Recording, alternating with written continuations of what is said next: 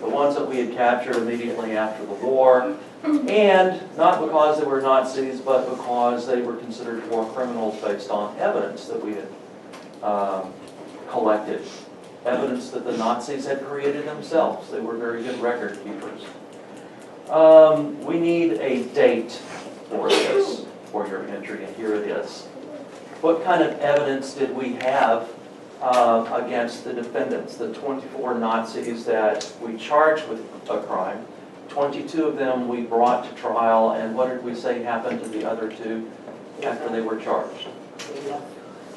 Suicide? Suicide, yeah.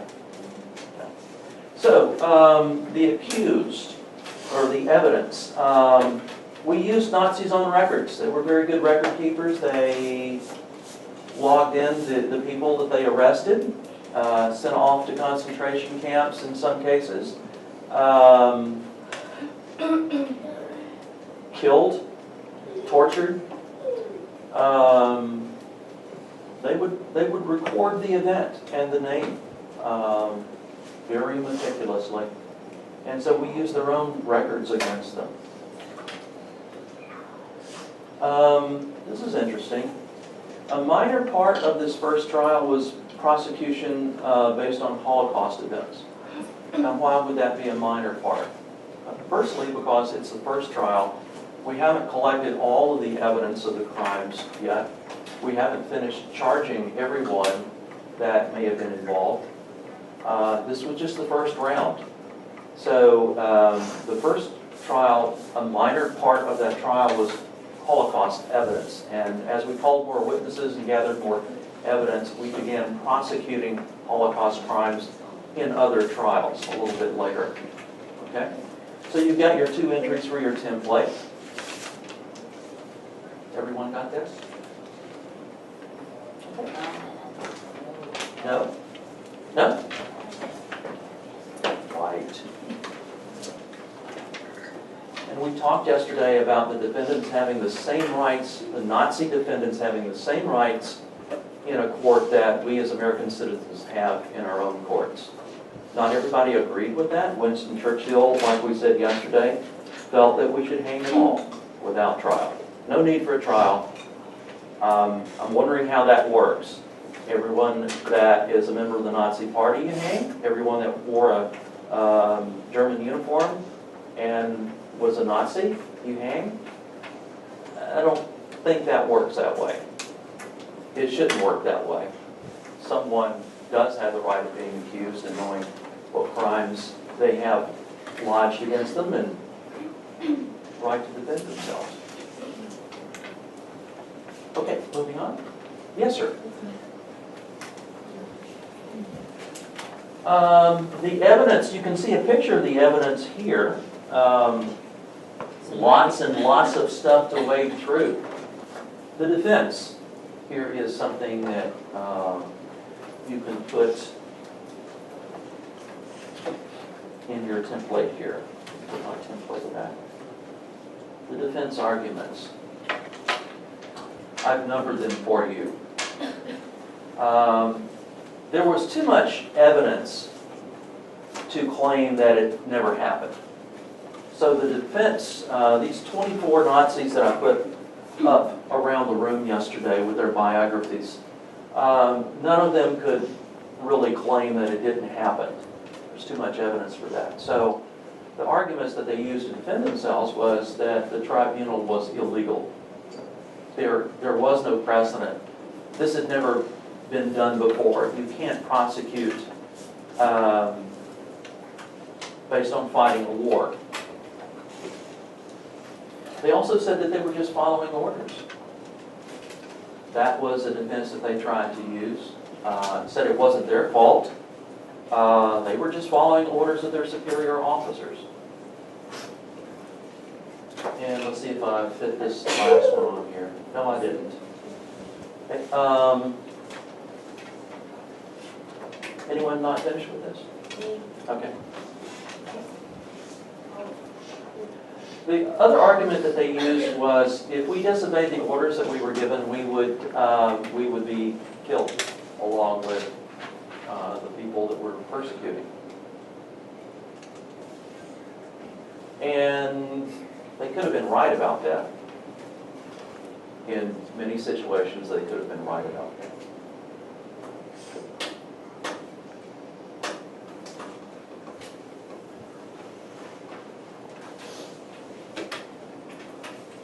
All you really need to put down here is to disobey was to die. It's a pretty ruthless period in which to be living.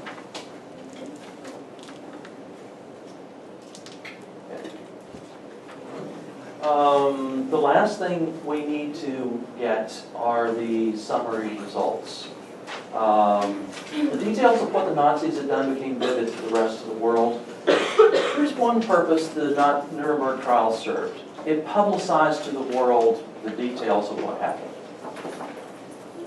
If they had never had the trials, there's a possibility that the details of what was going on here would not have come out as soon as they did. People wouldn't have been as shocked by it. They wouldn't have known the details, but these trials brought attention to what actually went on. So it served a positive purpose in that way.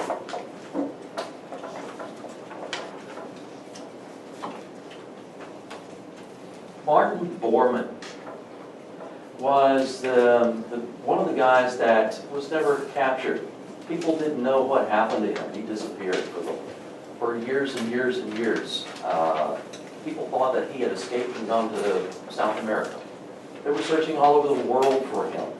And then in the 90s, some bones were discovered in the vicinity of Germany. They were doing a construction project, and they uncovered some bones in Berlin. Did some DNA analysis, and lo and behold, it was Martin Bormann. He had died very shortly after Hitler had killed himself, too. So he was put on trial in his absence and found guilty, but he had already died. Hermann Goering, sentenced to death. He's one of the two individuals that killed himself, poisoned himself, prior to his execution. He preferred to kill himself with poison than being hung. Joachim von Ribbentrop, he was the one found guilty of deporting Jews to the east. Julius Streicher, found guilty for encouraging people to persecute the Jews. Remember Kristallnacht? He's one of the people that, what we call a rabble-rouser. He incited people to go out and break the shop windows and beat up the Jews. 30,000 Jews on that night were sent off to concentration camps. Rudolf Hess, we've seen pictures of these guys around the room. It's an interesting story here. Rudolf Hess, actually in about 1941, remember the war went from 1939 to 1945. He tried to make a separate peace with Great Britain in 1940, 1941. He actually got in an airplane in Germany and flew and crash landed in Scotland with the idea of having a personal audience with Winston Churchill, the leader of Great Britain, and negotiating a peaceful settlement to the war. But he was put in jail instead. And so he wasn't around for most of the war in Germany. He was in jail in Great Britain. He ended up spending the rest of his life in Spandau prison in Berlin. And as we said, later trials were followed the Nuremberg trials, dozens of other trials. Military leaders, high-ranking SS and police officers, doctors who performed experiments in the death camps, businessmen who used slave labor. These were individuals that were put on trial and in some cases found guilty. There were a few acquittals, believe it or not. Here's what I want to wrap up with. I want to give you some statistics to fill in the last block of your handout. I'm going to zoom in on it right here. The first 24, there was one declared unfit for trial by reason of health or sanity. 2 individuals committed suicide. 12 were sentenced to death. 3 were sentenced to life in prison. 4 received 10 to 20-year sentences.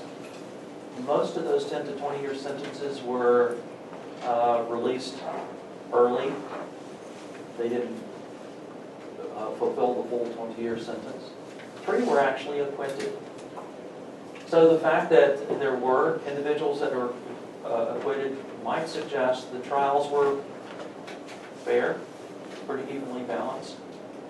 There was a possibility of defending yourself successfully. Okay. We're done with the Nuremberg trials. Please put this in your folder. And today's lesson we'll move into math.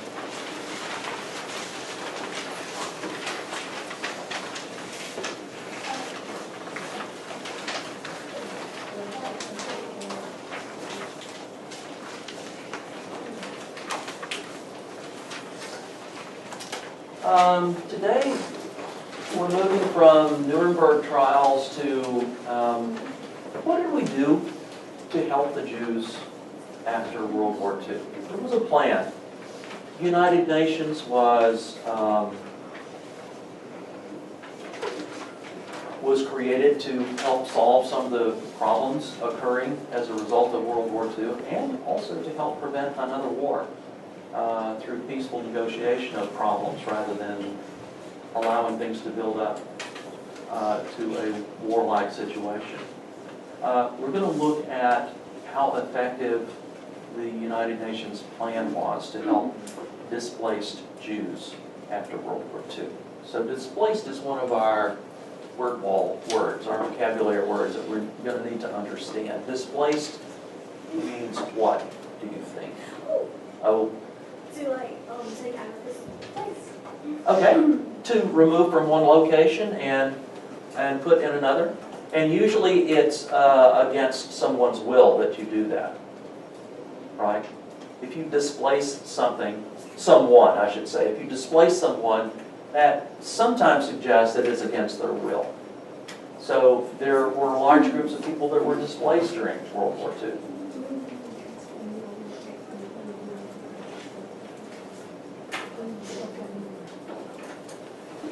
So let's get back to today's lesson here.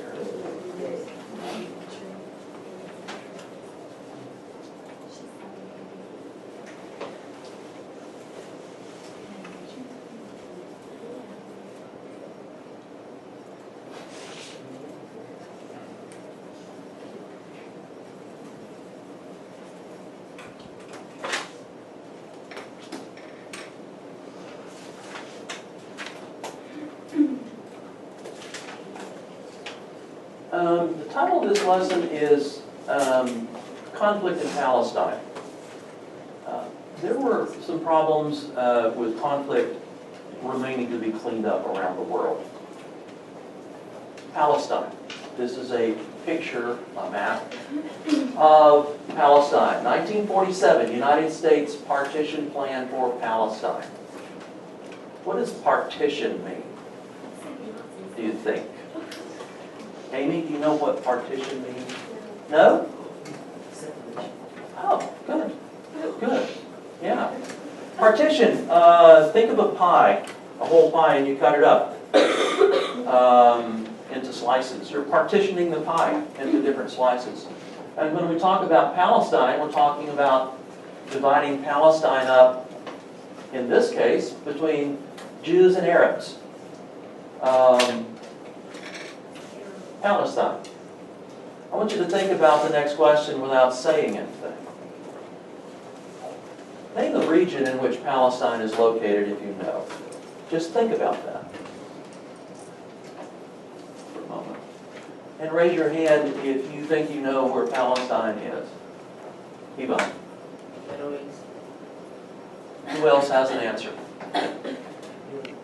Europe. Who else has an answer? Southeast Asia. Southwest. Okay. Do I have a volunteer to come up and be a Google Earth administrator? Sarah? Yeah. Just click on that question mark there. And click yes. Let's see if this link still works. Oh, here we go. Find Palestine for me. Have you used Google Earth before? Yeah.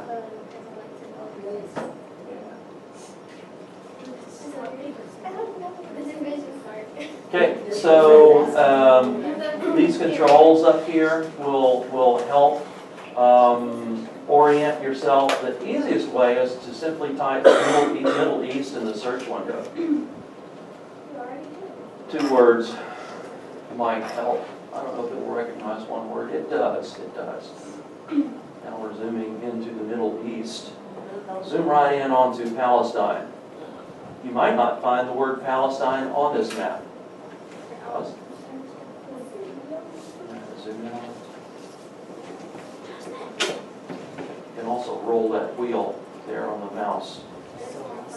Okay, this is more fun. All right. I want you to find the modern day state or country that was called Palestine. Do you know which one that is? Okay, can I help? Yeah. All right. You'll recognize the shape as we zoom in. What's this area called now? Thank you. Israel. Okay. Palestine, Israel. 2 names for the same place. Palestine is still used by a certain group of people. Israel is used, the name is used by a certain group of people.